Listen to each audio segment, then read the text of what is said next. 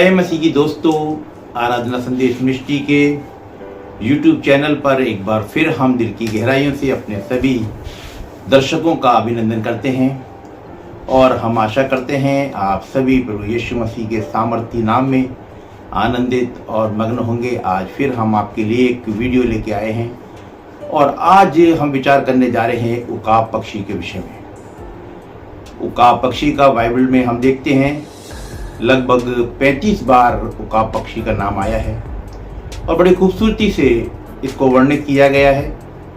उकाब पक्षी की बहुत सी विशेषता हैं जो कि हम जानते हैं कि बड़ी ऊंचाइयों पर उड़ता है। 10,000 फुट से 15,000 फुट तक की ऊंचाई पर उड़ता है और इसकी उड़ने की रफ्तार भी काफ़ी तेज होती है। माना जाता है कि 200 और 240 किलोमीटर प्रति घंटे की रफ्तार से ये उड़ लेता है।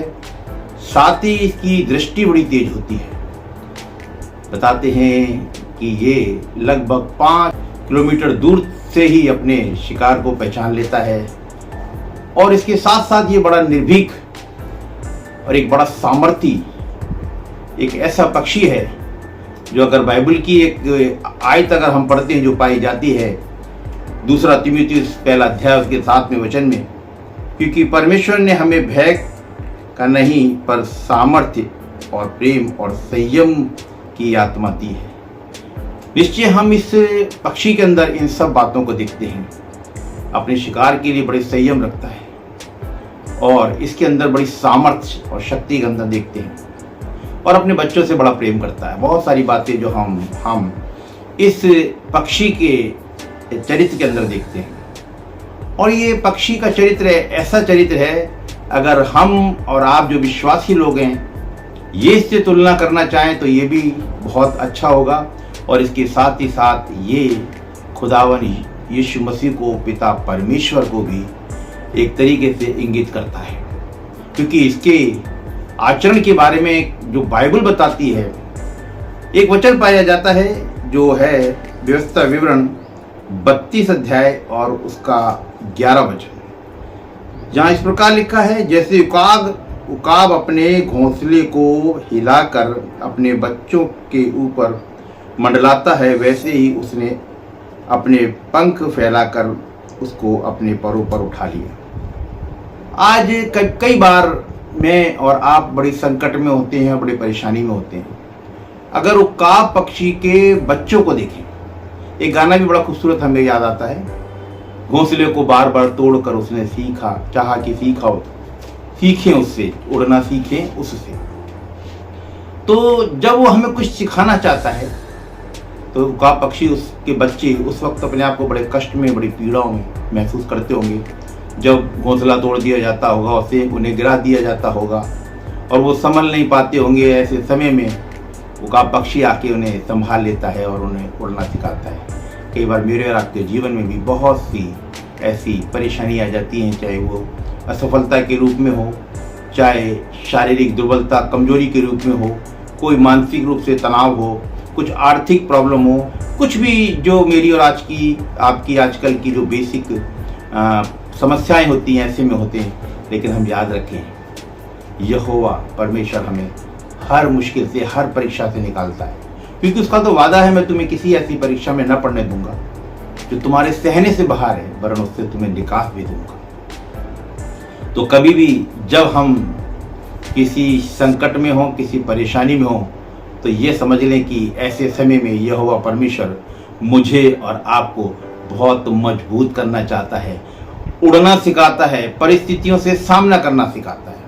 क्योंकि उकाब पक्षी का ये बहुत ही महत्वपूर्ण चरित्र है कि वो आंधी तूफान की विपरीत दिशा में उड़ता है और जिस वक्त बारिश आती है तो इतनी ऊंचाई पर उड़ जाता है कि बादल से भी ऊपर चला जाता है, कि बारिश भी उसका कुछ नहीं बिगाड़ सकती। ऐसे समय में जो और पक्षी अपनी शरण ढूंढते हैं वो ऊंचाइयों पर उड़ता है। यहोवा हमें यही सिखाना चाहता है और एक और महत्वपूर्ण निर्णय वो लेता है अपने जीवन का, जो अक्सर हम सुनते हैं। जिस वक्त हम भजन संहिता 103 के बारे में पढ़ते हैं, वहाँ 103 के 5वें वचन में लिखा है कि तुम्हारी जवानी उकाब के माने नई हो जाती है। उकाब का जीवन लगभग 80 वर्ष का होता है, लेकिन 35 से 40 वर्ष की उम्र में उसके पंख इतने बड़े हो जाते हैं, उसकी चोंच इतनी बड़ी हो जाती है, उसके नाखून पंजे इतने मुड़ जाते हैं कि वो अपने शिकार को नहीं खा सकता। ऐसे समय में उसके सामने दो विकल्प होते हैं। एक विकल्प तो ये कि वो भूखा मर जाए या कोई मृत अपने शिकार का मांस खाए, और दूसरा जो विकल्प होता है बड़ा कठोर होता है, बड़ा कठिन होता है, वही बसी जीवन है। ऐसे समय में जब वो अपने शिकार को नहीं मार सकता है तो वो अपने पंखों को अपनी चोंच से नोच नोच के हटा देता है और अपनी चोंच को भी चट्टान पे मार के तोड़ लेता है, साथ ही अपने पंजों को भी तोड़ लेता है। ये उसका बड़ा कठिन समय होता है, लेकिन इस कठिन समय को बड़े संयम से, बड़े धीरज से वो बिताता है। फिर बताते हैं कि कुछ समय के बाद, अलग अलग समय का बताया गया है, 4 से 5 महीने तक के समय में फिर इसके पंख दोबारा नए आ जाते हैं और इसकी चोंच भी नई आ जाती है और मजबूत पंजे भी आ जाते हैं। वो होती है वो जवानी जो उकाब के मानिंद जो खुदा मेरे और आपके जीवन में देता है। आवश्यकता है एक संयम लेने की और एक कठिन, एक ऐसा निर्णय लेने की। ऐसे समय में हम भी कई बार ऐसे दो रास्तों पे खड़े होते हैं, जब या तो हम प्रभु से दूर चले जाएं, संसार की बातों में चले जाएं, एक बड़ी मजबूती से, दृढ़ता से प्रभु यीशु मसीह में, खुदा में बने रहें। ऐसे समय में हम देखते हैं कि हमारे जीवन में एक नया बल और एक नई शक्ति और एक नई ऊर्जा देखने को मिलती है। आवश्यकता केवल इतनी है कि हम संयम रखें और ऐसे समय में जब परेशानियों में हों तो किसी कठिन परिस्थिति में जाने से घबराएं नहीं, कोई ऐसा निर्णय लेने में घबराएं नहीं जो हमारे जीवन में पीड़ादायक निर्णय होते हैं, लेकिन हम प्रभु में मजबूती से बने रहें।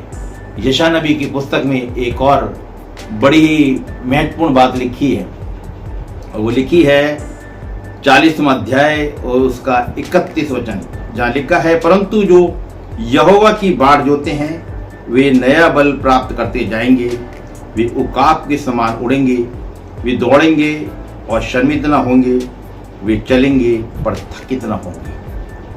यदि मैंने और आपने ये निश्चय कर लिया, उकाब पक्षी के जीवन से अगर मैंने और आपने कुछ सीख लिया, तो निश्चित रूप से ये सारा आज का अंतिम जो वचन है वो मेरे और आपके लिए है। लिखा है, जो यहोवा की बाट जोते हैं। यहोवा की बाट जोना, वचन के प्रति वफादार होना, खुदावन के भवन के प्रति वफादार होना, खुदा के लोगों के प्रति वफादार होना और आज्ञाओं और शिक्षाओं के ऊपर ध्यान देना और उस पर चलना, वचन को सुनना और उसको मानना और उसको अपने जीवन में उसको क्रियान्वित करना, अपने आचरण में उसे शामिल करना, ये है वास्तव में यहोवा की बाट जोना। और जो लोग यहोवा की बाट जोते हैं वो लिखा है नया बल प्राप्त करते जाएंगे। वो नया बल जो हमने उकाब पक्षी के जीवन में देखा, 35 से 40 वर्ष के बाद में एक नया बल उसके जीवन में आ जाता है, नई शक्ति, नई सामर्थ्य, एक नई ऊर्जा उसके जीवन में आ जाती है और वो फिर बड़ी शान के साथ अपना बचा हुआ जीवन जीता है। यही तो मेरा और आपका, यानी मेरा और आपका धार्मिकता का जीवन है, मसीह जीवन है।